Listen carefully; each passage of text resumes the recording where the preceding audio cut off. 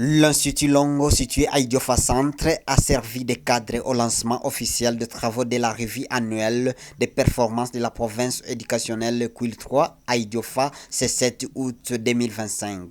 L'événement a été présidé par l'administrateur du territoire d'Idiofa assistant en présence de plusieurs autorités éducatives, notamment les PROVED, l'IPP et les DIPROCOPé.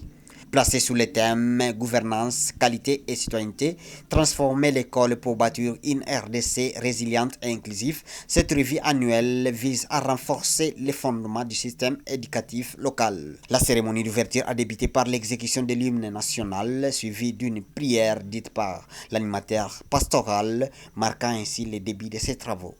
Dans son allocution, le prophète de Quil 3 a présenté le terme de référence qui motive l'organisation de cette revue. Il a ainsi souligné les enjeux liés à la qualité de l'enseignement et à l'amélioration de la gouvernance scolaire. Olivier Mathioro, prophète Quil 3. Vous savez que cette activité que nous venons de commencer tout à l'heure est une activité nationale et personne ne peut s'en dérober. C'est une activité nationale qui tient toute son importance, d'autant plus que notre sous-secteur doit être capable de s'assumer et d'assumer ses responsabilités. C'est à travers les travaux de la RAP que nous allons faire l'évaluation de l'année que nous venons de clôturer, qui a été clôturée officiellement le 5 août. Et c'est dans ces mêmes assises que nous allons faire des recommandations qui vont nous guider pour l'année prochaine qui commence.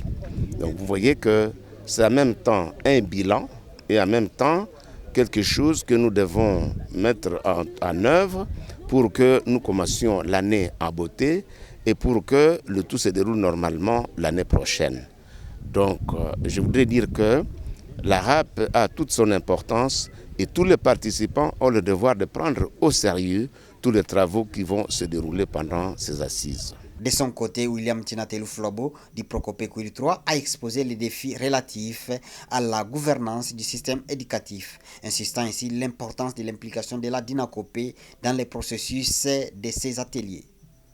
Notons que ces assises se tiendront du 7 au 9 août 2025 et serviront de cadre d'évaluation, d'analyse et de planification stratégique pour l'avenir du secteur éducatif dans la province éducationnelle Quil 3.